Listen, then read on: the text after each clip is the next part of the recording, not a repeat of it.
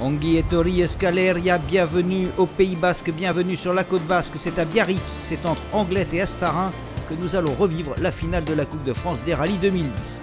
L'événement sportif que chaque année tous les passionnés de rallye attendent, les pilotes, les copilotes, les bénévoles et bien évidemment les spectateurs, ou plutôt le plus souvent les supporters, venus encore une fois de tous les coins de l'Hexagone pour soutenir leur pilote favori. C'est avec un grand bonheur que je me rends à la finale de la Coupe de France des rallyes. D'abord pour aller à la rencontre de tous nos pilotes amateurs et saluer aussi les efforts faits par tous les comités régionaux l'ensemble de l'année et puis vivre un vrai spectacle sportif.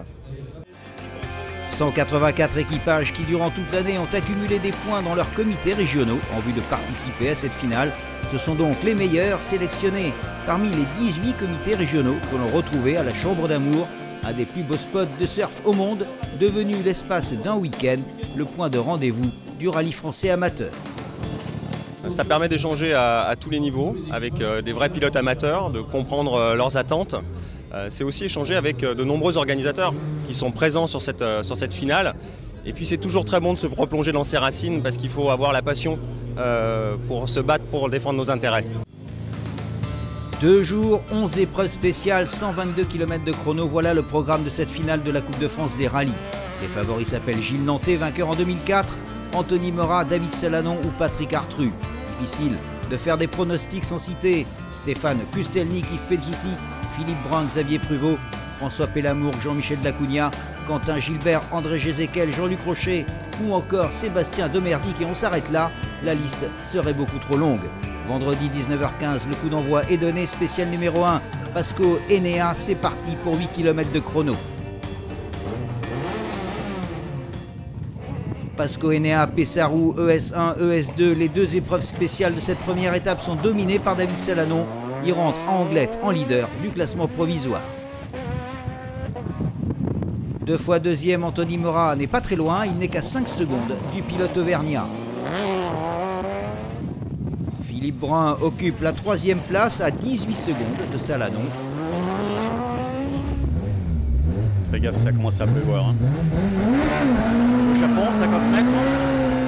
Dans le premier chrono, Gilles Nantais est dans le rythme de Salanon et Morat, mais dans le suivant, il lâche prise, il perd 16 secondes. 4e, il accuse déjà un retard de 25 secondes sur le leader, sur David Salanon. Pas corde, 50 mètres. Pas corde, léger droit, 50 mètres, salle gauche, 40. On continue dans l'ordre du classement avec Yves Pezzuti à la 5e place. Il est suivi de Sébastien Demerdic, puis de Guillaume Leblu, de François Pellamour, puis d'André Gézéquel, et enfin de Xavier Pruvot. Voilà pour les 10 premiers, les favoris sont tous là, tous ou presque. Patrick Artru a déjà abandonné, embrayage cassé. Nous sommes au départ de l'ES1 dans la BMW 318 compacte de Stéphane Pustelnik et Baptiste Martin. Stéphane Pustelnik va partir à la faute, une sortie de route sans gravité, mais qui sera sanctionnée par un abandon. C'est ce samedi qui constitue véritablement le plat de résistance du rallye. 3 boucles de 3 spéciales et un total de 100 km.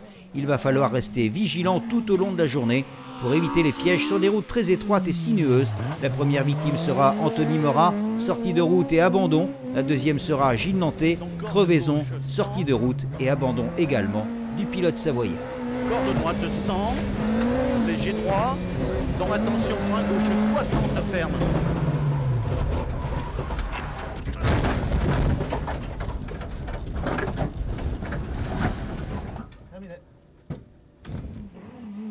ES3 et ES4, David Salanon ne commet non seulement pas de faute, mais en plus, il augmente à chaque fois son écart au classement général. En réalisant les 2 temps de référence sur 3, il rentre au parc de regroupement avec un capital de 47 secondes sur son poursuivant immédiat. Avec 50 secondes d'avance, il fallait rouler quand même complètement avec la tête sur ce premier tour et sur l'ensemble du tour on prend quand même de l'avance, donc c'est bien, on est satisfait pour l'instant, mais c'est encore très long, il reste 6 spéciales. Allez, go. 100 mètres, droit 120. Derrière Salanon, 4 pilotes se sont illustrés, 4 pilotes qui se tiennent en un écart de 20 secondes. Sébastien Demerdic est deuxième au général, il devance Xavier Pruvot, André Gézéquel et Philippe Brun. Les droites à fond à la maison 100 mètres, les droites à fond à la maison 100 mètres, attention gauche 90, gauche 90, 200 mètres, nickel, 200 mètres, attention droite 110 sur pont. J'ai une méconnaissance du terrain assez élevée et du coup ça rend les choses plus difficiles. Là on arrive sur des conditions que je n'ai jamais abordées avec cette voiture, donc du coup on fait face à des pertes d'adhérence à haute vitesse qui sont... c'est assez académique, mais c'est vrai que bon, je dirais pas qu'on se fait peur à chaque fois, mais c'est un peu chaud, quoi. Donc essayer de tenir les autres ou d'aller plus vite, c'est pas évident, quoi. Le seul à avoir tenu tête à Salanon s'appelle Xavier Pruvot, troisième au général. Il a réalisé le temps de référence dans le S5. Tout va bien pour le pilote nordiste. On était parti un petit peu timidement hier parce que bon, on voulait quand même assurer la nuit, on n'a pas l'habitude de rouler. Et bon, voilà, ce matin ça s'est bien passé et puis bon, je pense que ça va aller mieux pour la prochaine boucle.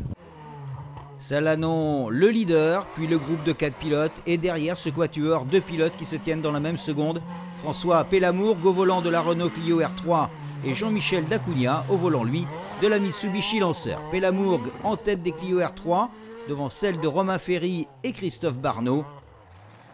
Et Dacugna avec la 4 roues motrices qui prend progressivement confiance en lui.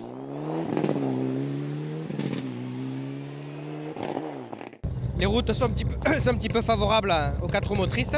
La preuve parce que je crois que c'est Pruvot, non, comme ça que s'appelle, qui a fait le scratch avec la Mitsu. Nous on est un petit peu derrière encore quand même. Et bon voilà, on s'amuse bien en tout cas, c'est assez sympa. Les routes sont vraiment très dégradées, ça glisse vraiment beaucoup. Faut pas faire de faute, faut pas commettre d'erreurs. Il y a des virages où on est un peu trop prudent parce qu'on voit de la terre, mais ça pourrait passer plus vite. Et d'autres où on arrive un peu vite et on est un peu chaud, donc chaque virage est un virage particulier, donc c'est assez bizarre comme sensation. Mais bon, on s'amuse. Début d'après-midi, c'est reparti pour la deuxième boucle. On refait les 3 mêmes spéciales que celles du matin, à l'exception de la première de l'ES6 qui vient d'être annulée. Supporters français plus aficionados espagnols, cela faisait trop de monde.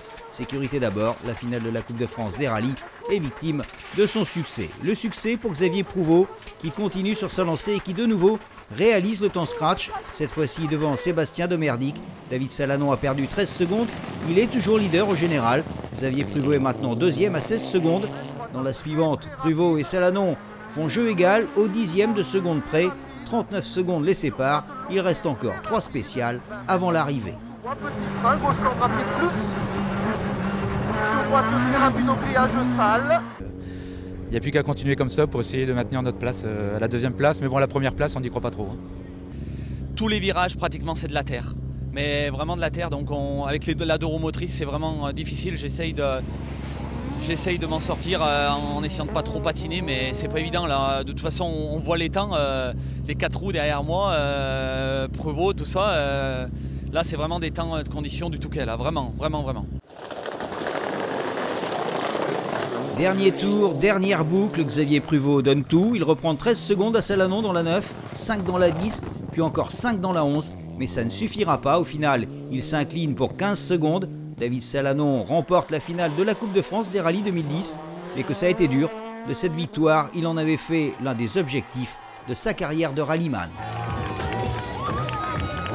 Depuis le temps que j'attendais ça, 2006 avait échoué de très peu. J'avais 2 objectifs dans ma carrière, c'était de gagner des rallyes de championnat de France et puis gagner la finale. La finale c'est fait. Il m'en restera un, c'est de regagner ce fameux rallye de Lyon-Charbonnières que j'ai gagné en 2007. Mais aujourd'hui c'est vraiment magnifique ce qui m'arrive. J'aurais une pensée pour toute mon équipe et puis surtout pour ma soeur que j'ai perdue il y a 3 ans, 15 jours avant le Charbonnières. Donc voilà, donc c'est très joli. David Salanon sur la plus haute marche du podium, Xavier Pruvot sur la 2e et Sébastien Demerdic sur la 3e. Encore une fois, la finale de la Coupe de France des rallyes n'a pas déçu les passionnés de rallye que nous sommes. On quitte maintenant le Pays Basque. Rendez-vous l'année prochaine pour une nouvelle édition de la finale de la Coupe de France des rallyes. Cela se passera à Autun. Merci de nous avoir suivis et à bientôt. Ila Esker, Ikusharte.